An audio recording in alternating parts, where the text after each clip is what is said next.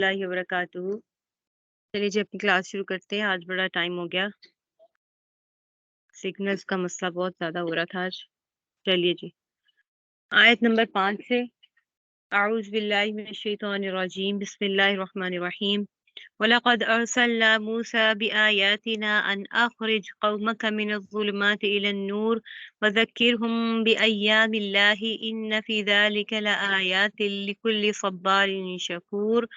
اور ہم نے موسیٰ کو اپنی نشانیاں دے کر بھیجا کہ اپنی قوم کو اندھیروں سے نکال کر روشنی ملاؤ، اور مختلف لوگوں کو اللہ نے خوشحالی اور بدحالی کے جو دن دکھائے ہیں ان کے حوالے سے انہیں نصیحت کرو۔ حقیقت یہ ہے کہ ہر وہ شخص جو صبر اور شکر کا خوگر ہو اس کے لیے ان واقعات میں بڑی نشانی ہے۔ یہاں پر اب کیا ذکر کیا جا رہا ہے کہ یعنی اس پہلی آیت میں کیا ذکر ہے کہ حضرت موسیٰ علیہ السلام کو اپنی آیات دے کر بھیجا کہ وہ اپنی قوم کو کفر و معصیت کی تاریکیوں سے نکال کر ایمان اور طاعت کی روشنی میں لے کر آئیں۔ یہاں پر لفظ آیات سے مراد یا تو آیات تورات ہے یا پھر معجزات مراد ہے، یعنی اللہ تعالیٰ نے حضرت موسیٰ علیہ السلام کو معجزات دیے، تقریباً 9 معجزات خاص طور سے عطا فرمائے تھے، جس میں سے اس میں ہے کہ عصا کا سام بن جانا اور ہاتھ کا روشن ہو جانا، یہ جو ہے وہ قابل ذکر یعنی معجزات ہے جو ذکر کیے گئے۔ اللہ تعالیٰ فرماتے ہیں ان کو ایسے معجزات دے کر بھیجا گیا جن کو دیکھنے کے بعد کوئی شریف یا سمجھدار جو شخص ہے، انسان ہے، وہ انکار نہیں کر سکتا اور نافرمانی پر قائم نہیں رہ سکتا۔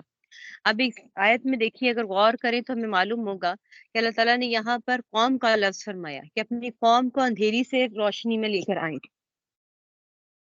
اللہ تعالیٰ نے کیا فرمایا کہ اپنی قوم کو،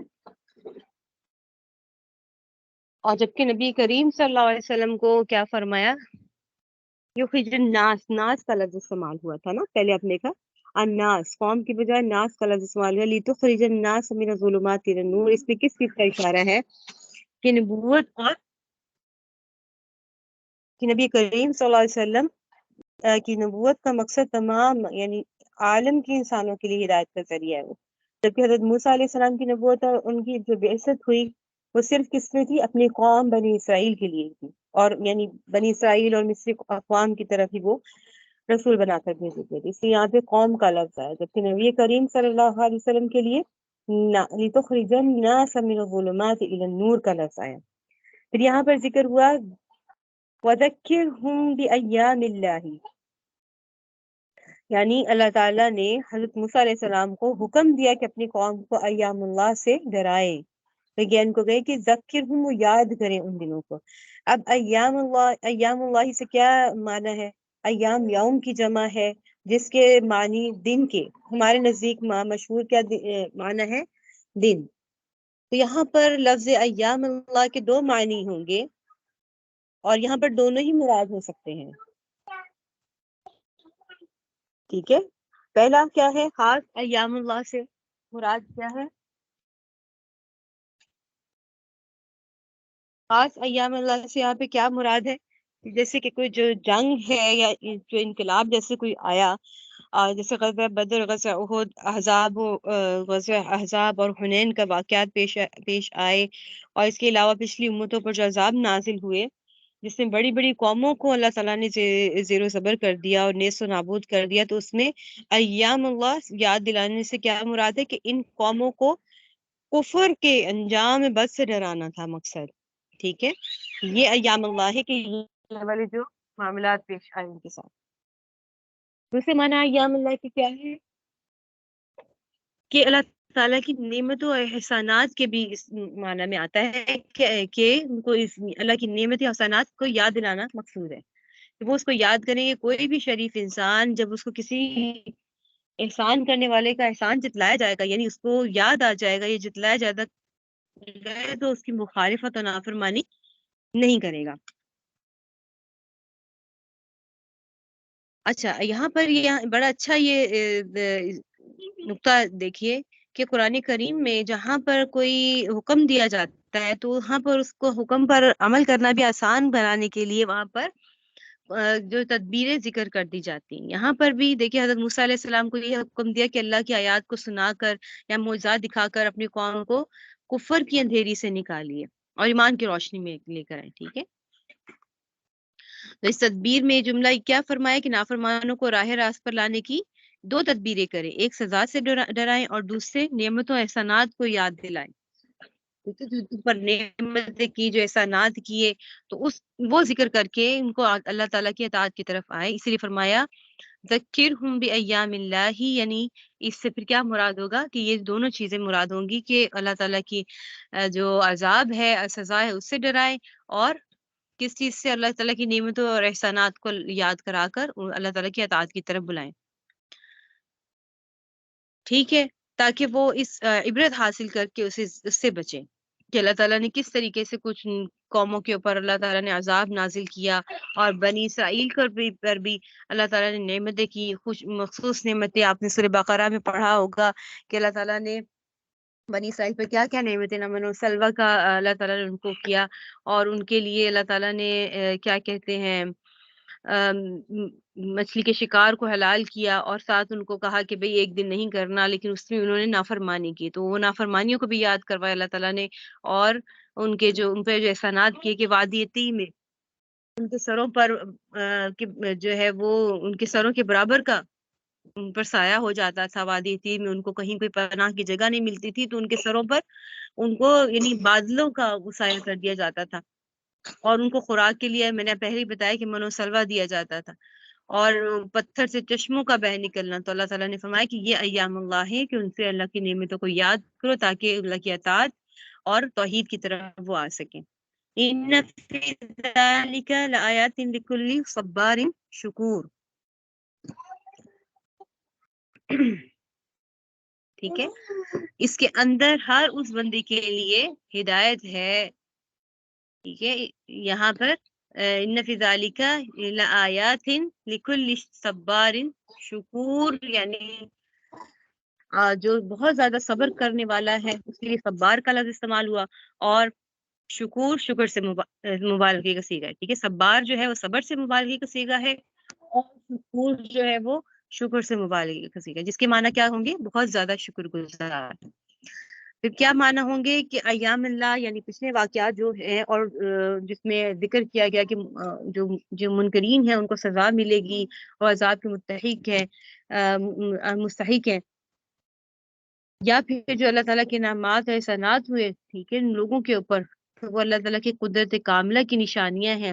اس شخص کے لیے یہ نشانیاں ہیں، دلائل ہیں، جو بہت زیادہ صبر کرنے والا اور بہت زیادہ شکر کرنے والا ہے. ٹھیک ہے، اور پھر کافرین جو ہیں وہ تو اس میں غور و تدبر نہیں کرتے اور غور و فکر ہی نہیں کرتے، اور تو پھر اس سے وہ تو یہ فائدہ نہیں اٹھا سکتے، لیکن صرف وہی لوگ فائدہ اٹھا سکتے ہیں جو بہت زیادہ صبر و شکر کرنے والے ہیں. اور صبر و شکر کرنے والے کون ہیں؟ ان سے مراد مومنین ہیں، ظاہری بات ہے. ٹھیک ہے، جیسے کہ نبی کریم صلی اللہ علیہ وسلم نے فرمایا باروایت حضرت انس رضی اللہ عنہ بیہقی شریف میں کہ ایمان کے 2 حصے ہیں، آدھا صبر اور آدھا شکر. اسی طریقے سے حضرت عبداللہ بن مسعود رضی اللہ عنہ نے فرمایا کہ صبر نصف ایمان ہے. حضرت صہیب رضی اللہ عنہ سے بھی روایت منقول ہے کہ رسول اللہ صلی اللہ علیہ وسلم نے فرمایا کہ مومن کا ہر حال خیر سے ہے اور بھلا ہی بھلا ہے، اور یہ بات سوائے مومن کی اور کسی کو نصیب نہیں، کیونکہ مومن پر اگر کوئی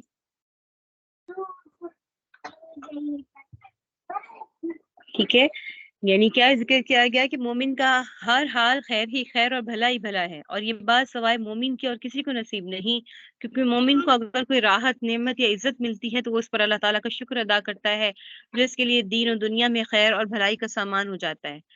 دنیا میں تو کیسے کہ حسب وعدہ اس پر جو نعمت الہی ہے وہ بڑھ جاتی ہے اور اس پر قائم رہتی ہے، اور آخرت میں اس کے شکر کا اجر عظیم اس کو کیا ملتا ہے کہ اگر وہ مومن ہے تو اس کو کوئی تکلیف یا مصیبت پیش آئے اس پر وہ صبر کرتا ہے، اور صبر کی وجہ سے مصیبت بھی پھر اس کے لیے نعمت و احسان کا سبب بن جاتی ہے. ٹھیک ہے، تو اللہ تعالیٰ نے پھر دنیا میں صبر کرنے والوں کو اللہ تعالیٰ کی ایک اور ان کو جو اللہ تعالیٰ کی تائید و نصرت ملتی ہے وہ کیسے ہے کہ جس طریقے سے قرآن میں بھی ذکر ہے ان اللہ مع الصابرین، اور اللہ جس کے ساتھ ہو اس کا انجام بھی مصیبت اور راحت، مصیبت سے راحت میں تبدیل ہو جاتا ہے۔ اور آخرت میں تو صبر کا آپ کو معلوم ہی ہے کہ کتنا اجر عظیم ہے۔ تو صبار کا صیغہ استعمال کیا گیا کہ اللہ کی نزدیک یہ بہت ہی پیاری صفت ہے اور انسان کے اندر پائی جائے۔ اور آپ نے پہلے بھی اس کے بارے میں پڑھ دیا، صبر کرنا 3 قسم پر ہے، صرف صبر کی ایک ہی قسم نہیں ہے کہ صرف مصیبت پر کرنا، اطاعات کے اوپر صبر کرنا اور گناہوں سے اپنے آپ کو بچانا، کوئی گناہ کا تقاضا ہو رہا ہے تو اس سے اپنے آپ کو بچانا اور اس پر صبر کرنا، تو اس کو بھی اس کا بھی یہی اجر ملے گا۔ ٹھیک ہے، تو اور قیامت کے دن تو صبر کا اجر عظیم اللہ تعالیٰ کے نزدیک اس کا بے حساب اس کو اجر ملے گا، جس طرح کہ قرآن پاک میں ذکر ہے انما یوفی الصابرون اجرہم بغیر حساب، یعنی بے شک صبر کرنے والوں کو اللہ تعالیٰ بے حساب اجر دیں گے۔ خلاصہ کیا ہوا اس ساری بات کا؟ ان فی ذلک لآیات لکل صبار شکور۔ اس کا کیا معنی ہوا کہ مومن کا کوئی حال بھی برا نہیں ہوتا، سارے حال اچھے ہی اچھے ہیں۔ ٹھیک ہے کہ اگر وہ گرتا بھی ہے تو اس گرنے سے بھی وہ ابھرتا ہے اور بگڑنے میں بھی وہ بنتا ہی ہے۔ اگر وہ اس کے حالات بگڑ رہے ہیں تو وہ پھر بنانے والے ہی ہیں حالات۔ ایک منٹ ہولڈ کیجیے گا ذرا۔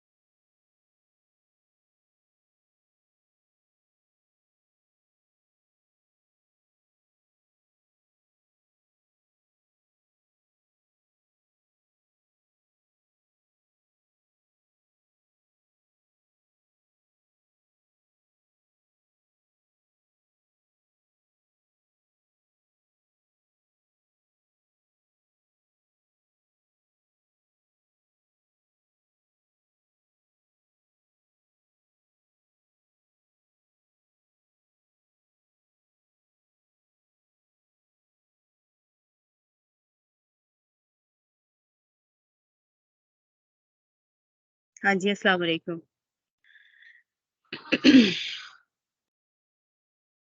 اور پھر یہاں پر ذکر کیا گیا، دیکھیے کہ صبر کے بعد شکور کی صفت ہوئی۔ شکور کا کیا ہوگا کہ اللہ تعالیٰ کی دی ہوئی نعمتوں کو اس کی نافرمانی اور حرام اور ناجائز کاموں میں خرچ نہ کرے۔ ٹھیک ہے، یہ شکر ہے۔ یہ تو جسمانی طور پہ شکر ادا کرنا، اور زبان سے بھی اللہ تعالیٰ کا شکر ادا کرے اور اپنے افعال اور اعمال کو بھی اللہ کی مرضی کے مطابق ہی خرچ کرے۔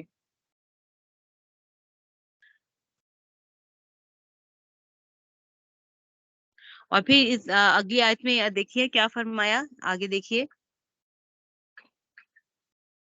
وَإِذْ قَالَ مُوسَى لِقَوْمِهِ اذْكُرُوا نِعْمَةَ اللَّهِ عَلَيْكُمْ إِذْ أَنْجَاكُمْ مِنْ آلِ فِرْعَوْنَ يَسُومُونَكُمْ سُوءَ الْعَذَابِ وَيُذَبِّحُونَ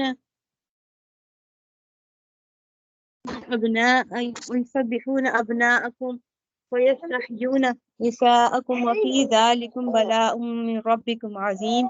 وہ وقت یاد کرو جب موسیٰ نے اپنی قوم سے کہا تھا کہ اللہ نے تم پر جو انعام کیا ہے اسے یاد رکھو، کہ اس نے تمہیں فرعون کے لوگوں سے نجات دی جو تمہیں بدترین تکلیفیں پہنچاتے تھے اور تمہارے بیٹوں کو ذبح کر ڈالتے اور تمہاری عورتوں کو زندہ رکھتے تھے۔ ان تمام واقعات میں تمہارے پروردگار کی طرف سے تمہارا زبردست امتحان تھا۔ وَإِذْ تَأَذَّنَ رَبُّكُمْ لَئِن شَكَرْتُمْ لَأَزِيدَنَّكُمْ وَلَئِن كَفَرْتُمْ ان عذابی لشدید۔ اور وہ وقت بھی جب تمہارے پروردگار نے اعلان فرما دیا تھا کہ اگر تم نے واقعی شکر ادا کیا تو میں تمہیں اور زیادہ دوں گا، اور اگر تم نے ناشکری کی تو یقین جانو میرا عذاب بڑا سخت ہے۔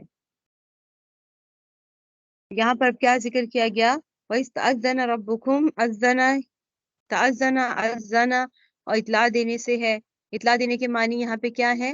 مطلب آیت کا کیا ہے کہ یہ بات یاد رکھنی چاہیے کہ اللہ تعالیٰ نے اعلان فرما دیا ہے کہ اگر تم نے میری نعمتوں کا شکر ادا کیا کہ ان کو میری نافرمانی اور ناجائز کاموں میں خرچ نہیں کیا اور اپنے اعمال و افعال کو میری مرضی کے مطابق بنانے کی کوشش کی تو ان نعمتوں کو میں اور زیادہ کر دوں گا.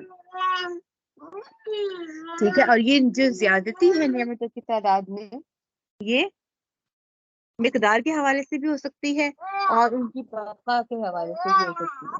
ٹھیک ہے.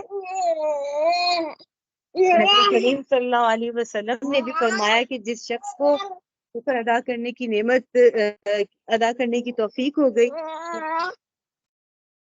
وہ کبھی نعمتوں میں برکت اور زیادت سے محروم نہیں ہوگا. کیا فرمایا کہ جس شخص کو شکر ادا کرنے کی توفیق ہو گئی تو وہ کبھی نعمتوں میں برکت اور زیادت سے محروم نہیں ہوگا. یعنی اس کو برکت بھی ملے گی اور اس میں زیادتی بھی اس کو ملے گی.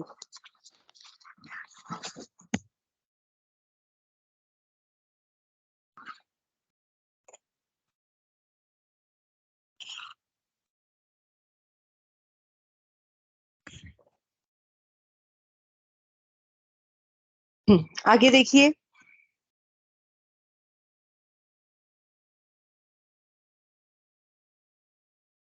وقال موسى إن تكفروا أنتم ومن في الأرض جميعا فإن الله لغني حميد. اور موسیٰ نے کہا تھا کہ اگر تم اور زمین پر بسنے والے تمام لوگ بھی ناشکری کریں تو اللہ کا کوئی نقصان نہیں کیونکہ اللہ بڑا بے نیاز ہے بذات خود قابل تعریف. ألم يأتكم نبأ الذين من قبلكم قوم نوح وعاد وثمود والذين من بعدهم لا يعلمهم إلا الله جاءتهم رسلهم بالبينات فردوا أيديهم في أفواههم وقالوا إنا كفرنا بما أرسلتم به وإنا لفي شك مما تدعونا إليه مريب. اے کفار مکہ کیا تمہیں ان لوگوں کی خبر نہیں پہنچتی جو تم سے پہلے گزر چکے ہیں قوم نوح عاد ثمود اور ان کے بعد آنے والی قومیں جنہیں اللہ کے سوا کوئی نہیں جانتا. ان سب کے پاس ان کے رسول کھلے کھلے دلائل لے کر آئے تو انہوں نے ان کو منہ پر اپنے ہاتھ رکھ دیے. انہوں نے ان کے منہ پر کن کے منہ پر پیغمبروں کے منہ پر ہاتھ رکھ دیے مطلب کہ یہ کچھ بھی نہ بولے اور جو بھی یہ بات کریں ہم ان کو سنیں ہی نہ. محاورے کے طور پر کہا کہ انہیں زبردستی بولنے اور تبلیغ کرنے سے روکا. ان کو زبردستی ان کو روکا کہ تبلیغ نہ کریں اور ان کے راستے میں کانٹے بچھائے کہ یہ تبلیغ کسی بھی طریقے سے نہ کر سکے. تو یہ محاورے کے طور پر کہ انہوں نے ان کے منہ پر اپنے ہاتھ رکھ دیے اور کہا کہ جو پیغام تمہیں دے کر بھیجا گیا ہے ہم اس کو ماننے سے انکار کرتے ہیں اور جس بات کی تم ہمیں دعوت دے رہے ہو اس کے بارے میں ہمیں بڑا بھاری شک ہے. قالت رسلهم أفي الله شك فاطر السماوات والأرض يدعوكم ليغفركم من ذنوبكم ويؤخركم إلى أجل مسمى قالوا إن أنتم إلا بشر مثلنا تريدون أن تصدونا عما كان يعبد آباؤنا فأتونا بسلطان مبين. ان کے پیغمبروں نے ان سے کہا کیا اللہ کے بارے میں شک ہے جو سارے آسمانوں اور زمین کا خالق ہے. وہ تمہیں بلا رہا ہے کہ تمہاری خاطر تمہارے گناہ معاف کر دے اور تمہیں ایک مقررہ مدت تک مہلت دے. انہوں نے کہا کہ تمہاری حقیقت اس کے سوا کچھ بھی نہیں کہ تم ایسے ہی انسان ہو جیسے ہم ہیں. تم یہ چاہتے ہو کہ ہمارے باپ دادا جس کی عبادت کرتے آئے ہیں اس سے ہمیں روک دو لہٰذا کوئی صاف صاف معجزہ لا کر دکھاؤ. یعنی ایسا معجزہ لے کر آؤ جو ہمیں عذاب الہی سے بچا دے نجات دے دے. ٹھیک ہے. اب یہاں پہ وہی بات کہ اللہ تعالیٰ نے معجزے تو ہر نبی کو دے کر بھیجے نا کوئی نہ کوئی معجزہ دے کر بھیجا تھا لیکن کافروں کا کیا کہنا تھا ہر دور میں کہ جس معجزے کی ہم فرمائش کریں اس کو دکھاؤ. ٹھیک ہے. جیسے حضرت قوم ثمود نے حضرت صالح علیہ السلام سے اونٹنی کی خود ڈیمانڈ کی تھی کہ لے کے آؤ تو اللہ تعالیٰ نے کچھ کی تو ہے اسی حساب سے ان کی وہ معجزہ دکھا دیے لیکن وہ پھر بھی ایمان لانے والے نہیں. قالت لهم رسلهم إن نحن إلا بشر مثلكم ولكن الله يمن على من يشاء من عباده وما كان لنا أن نأتيكم بسلطان إلا بإذن الله وعلى الله فليتوكل المؤمنون. ان سے ان کے پیغمبروں نے کہا ہم واقعی تمہارے ہی جیسے انسان ہیں، لیکن اللہ اپنے بندوں میں سے جس پر چاہتا ہے خصوصی احسان فرما دیتا ہے، اور یہ بات ہمارے اختیار میں نہیں ہے کہ ہم اللہ کے حکم کے بغیر تمہیں کوئی معجزہ لا دکھائیں، اور مومنوں کو صرف اللہ پر بھروسہ رکھنا چاہیے۔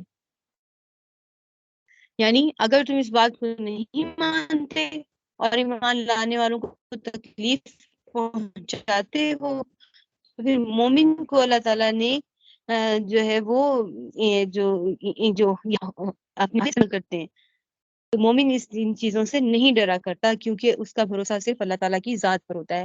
آج بھی آپ دیکھیں فلسطین میں بنی اسرائیل، یہ یہودیوں نے کس طریقے سے اس کو بیت المقدس کو قابو میں کیا ہوا ہے، لیکن آپ دیکھیں پچھلے سال غالباً جب یہ رمضان میں ہی ہوا تھا، اور کتنی بے دردی سے ان کو شہید کیا گیا۔ اسی طریقے سے پچھلے سالوں میں بھی دیکھیں شام میں عراق کو تباہ کر دیا گیا، لیکن وہاں پر بھی ایسے مجاہدین ہیں اور ایسے ہیں کہ ان کے اندر اتنا جذبہ ہے کہ وہ ان کے سامنے سینہ تان کر کھڑے ہو جاتے ہیں، جو بھی وہ، کیونکہ ایمان جو ہے وہ انسان کو مضبوط کرتا ہے، اور جو کفر ہے وہ اندر سے کمزور کرتا ہے۔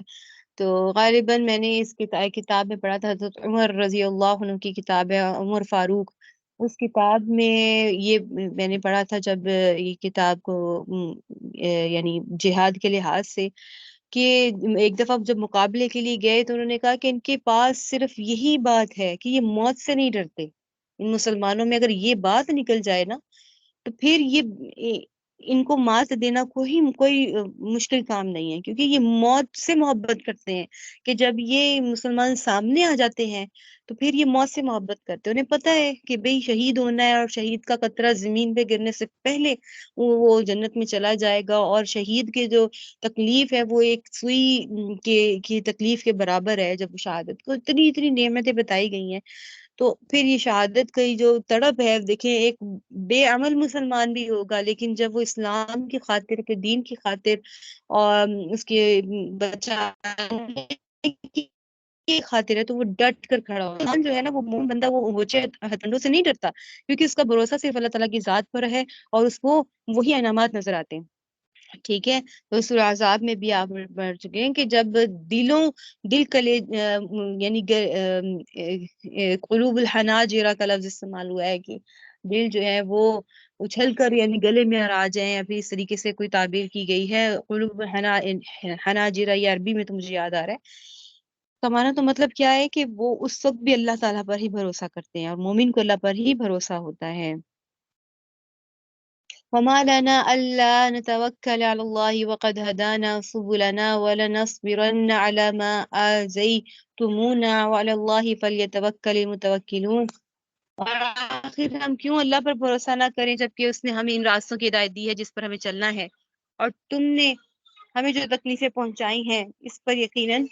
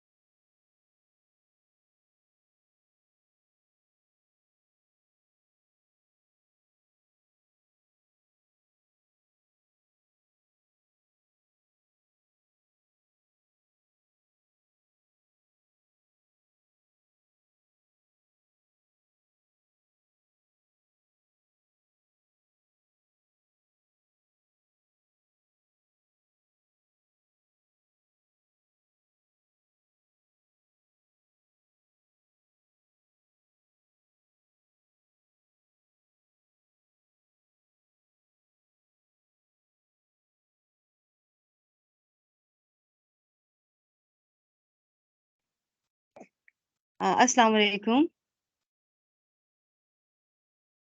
جی جی، آخری آیت ہی چل رہی ہے۔ جی مجھے لگا شاید میں نے انمیوٹ کر دیا ہے۔ جی آخری آیت دیکھ لیجئے، وَمَا لَنَا أَلَّا نَتَوَكَّلَ عَلَى اللَّهِ وَقَدْ هَدَانَا سُبُلَنَا وَلَنَصْبِرَنَّ عَلَى مَا آذَيْتُمُونَا وَعَلَى اللَّهِ فَلْيَتَوَكَّلِ الْمُتَوَكِّلُونَ۔ اور آخر ہم کیوں اللہ پر بھروسہ نہ کریں، جبکہ اس نے ہمیں ان راستوں کی ہدایت دے دی ہے جن پر ہمیں چلنا ہے، اور تم نے ہمیں جو تکلیفیں پہنچائی ہیں ان پر ہم یقیناً صبر کریں گے، اور جن لوگوں کو بھروسہ رکھنا ہو انہیں اللہ ہی پر بھروسہ رکھنا چاہیے، یعنی اللہ تعالیٰ پر ہی بھروسہ رکھتے ہیں کون؟ مومنین۔ اور اللہ فرماتے ہیں اللہ پر ہی بھروسہ رکھنا ہے اور اسی سے ہی مدد و نصرت چاہنی ہے۔ ٹھیک ہے، چلیے جی، ہمارا یہ سبق مکمل ہو گیا ادھر، اور ان شاء اللہ تعالیٰ اگلے ہفتے سے ہم شروع کریں گے۔ صدف زاہد موجود ہیں اس وقت؟ انہوں نے کچھ سوال کیے تھے؟ نہیں ہے وہ، بس میں جی ہی ہوں۔ اچھا چلیے جی، آپ کا نام کیا ہے؟ نازیہ؟ نجمہ علوی۔ نجمہ علوی، چلیے ٹھیک۔ نجمہ آپ کا کوئی سوال ہے تو پوچھ لیجئے۔ نہیں ٹھیک ہے۔ جی چلیے جی، ٹھیک ہے، جزاک اللہ، السلام علیکم۔ میں ان کو بھی پرسنل میں جواب دے دوں گی جو سوال کیا تھا، اور جواب وہ آپ کو بھی دے دیں گی جو ان کے سوال تھا، ٹھیک ہے، وہ بتا دیں گی۔ جی جزاک اللہ، السلام علیکم۔